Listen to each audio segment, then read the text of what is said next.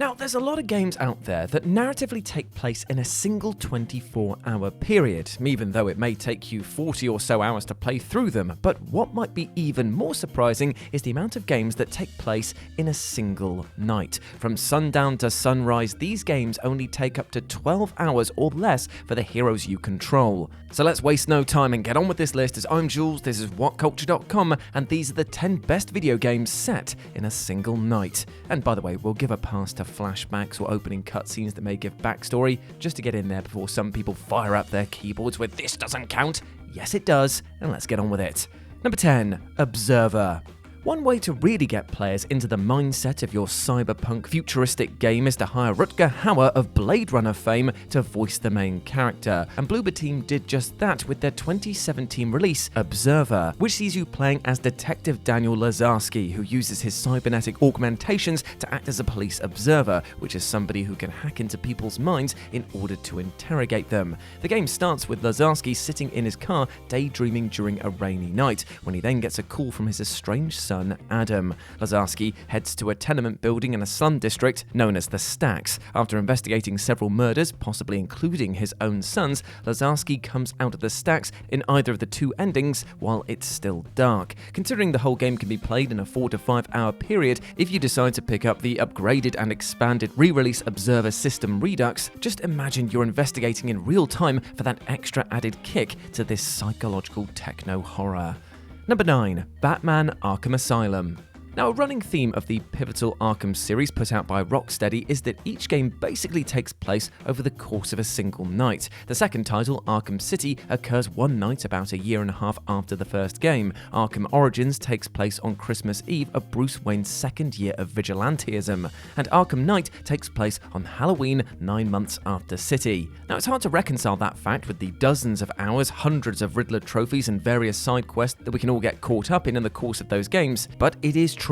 And while we could talk about all of them, we're going to highlight the first game in the series today, which was initially designed to be played over an 8 to 10 hour period. Therefore, you can conceivably imagine the first game, Arkham Asylum, as being in real time for that purpose. From Joker being delivered to the asylum, to stopping Victor Zsasz, escaping Killer Croc's sewer lair, the battles against Scarecrow, all the way to the final battle with a Titan-fueled Joker on a rooftop, it is all taking place over the course of a single night for the greatest detective. And what's more is that the ending of this game implies that he's going to go on to stop Two-Face before morning, which is impressive even by Batman standards. Number 8, ARAGAMI. If you've been feeling the press for a new Tenchu game, then ARAGAMI is a solid choice. What it lacks in the fluidity of its mechanics, it more than makes up for in a compelling storyline and fantastical musical score. The game opens with the main character's birth as a shadow spirit, an ARAGAMI, that is then tasked with rescuing your summoner, the young priestess Yumiko. Yumiko explains that you've got a time limit, which comes from the fact that you are a shadow spirit, so of course you will cease to exist when the sun rises in the morning. Light weakens you, and intense light, such as the projectiles that your enemies can shoot from their swords if they spot you, will kill you instantly. Creeping through the shadows will empower you and restore the energy you need to use your special abilities, and you'll do just that, sneak from shadow to shadow all night, resulting in a final boss battle and touching cutscene that ends just as the sun rises. Discovering the truth about your identity before becoming an ARAGAMI and completing your mission before daybreak sure is one hell of a ride. Number 7, Metal Gear Solid. The distant future of 2005, or so it was in 1998 when the original Metal Gear Solid was released. Forced out of retirement by Colonel Roy Campbell, Solid Snake is tasked with infiltrating Shadow Moses Island in Alaska and thwarting a terrorist attack by new members of his old commando unit, Foxhound. The game opens dramatically to Snake swimming up to the dock and rising to the surface under the cover of nightfall, and it's still night when you first fight Vulcan Raven, and again is still very dark when you have to save Merle from Sniper Wolf. And it isn't any less night when you shoot down a helicopter or confront the final boss on top of Metal Gear Rex. Whether you escape with Otacon or Merle, the ending occurs just as the sun is rising the following day. Congratulations, you saved the world, got the Secretary of Defense arrested, and got the guy or girl, depending on your ending, of your dreams. All in a night's work. Number 6, Resident Evil. Now, like the Arkham entry before this, we could include either of the first two Resident Evil games on this list, because Resident Evil 2 takes place entirely entirely on poor Leon S. Kennedy's first day on the job as a Raccoon City police officer, where he must team up with Claire Redfield and Ada Wong to save Sherry Birkin and escape the zombie-infested Raccoon City. If not for the 3-day period that Jill is suffering from the T-virus infection while her new friend Carlos has to find her a cure, Resident Evil 3 could also qualify as well. But for sure, the adventures of Chris Redfield and Jill Valentine in the first game are the ones we're talking about today. And the game begins with Raccoon PD's very own elite SWAT team, STARS, getting thrashed by an unknown menace. Of course, that menace is zombies and biologically altered people and animals. Through a single and terrifying night, Jill and Chris have to endeavour to navigate through the trap-ridden Spencer mansion, thwart a betrayal, survive so bad it's good voice acting, and defeat a massive tyrant enemy. Regardless of good or bad results, because the original had multiple endings, the surviving members escape the mansion as the sun begins to rise. Number 5. Murdered Sole Suspect. 2014's ghostly mystery action game Murdered Sole Suspect opens with the main character, Ronan O'Connor, being, well, as the title suggests, murdered. He's thrown out of a window on a brisk night in the witchy town of Salem, and for good measure, his killer puts a whole clip into his chest. The rest of the game plays out as Ronan's ghost tries to solve his own murder mystery, as well as who the murderer actually is, and will take you to various locales of Salem.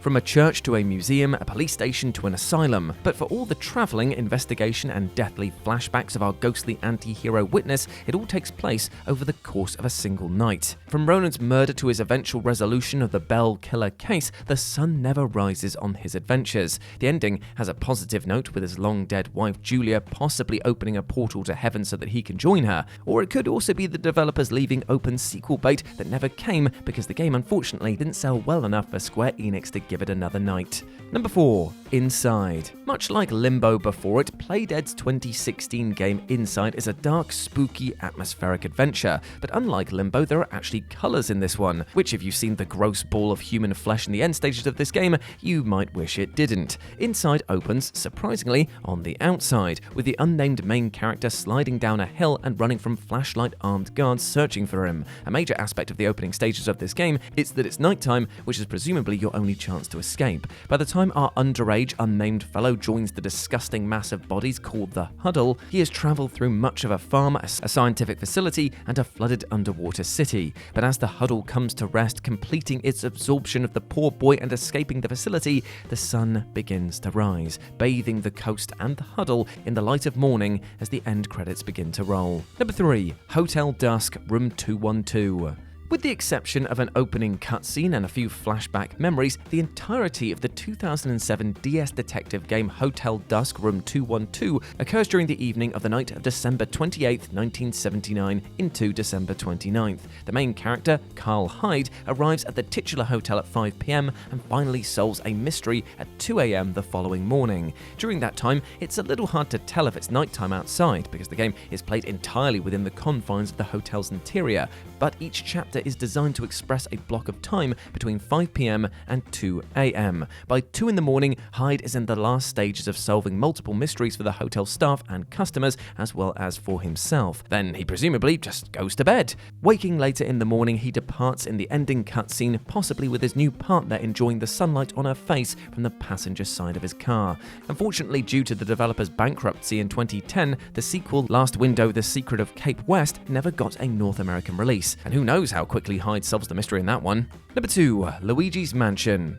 How lucky for Luigi, finally getting his chance to shine back in 2001 and again in 2018 for the 3DS re-release. Not only does he get to star in his own game, but he also wins a bloody mansion. But he doesn't actually remember entering the contest, but that's details schmeetails, right? Luigi and Mario decide to meet up and check out Luigi's new home that evening. But unfortunately, Mario gets captured by King Boo, and Luigi must use a flashlight and a special ghost-sucking vacuum cleaner to clear the mansion of spectres and save his brother. All 4 stages of the game take place across one night and ends with Luigi's new ally, Professor Egad, helping him release Mario from his prison inside of a painting. Of course, with King Boo's illusionary mansion disappearing, Egad builds Luigi a new house on the spot based on how much treasure Luigi brought back to him. What a nice guy. And number 1, Night Trap. Night Trap, the 1992 controversy-laden interactive film that helped to get the US Senate to create the ESRB, is, by modern standards, well, pretty tame, honestly. You can see wilder stuff on primetime TV nowadays. Regardless of whether or not you're entertained by the B-movie antics of some girls being kidnapped by dudes in terrible rubber suits, or the fact that you play as a member of an elite police force known as SCAT, or even the fact that Night Trap is technically a vampire game by theme, like I say, there's a lot going on, and what really matters is the plot.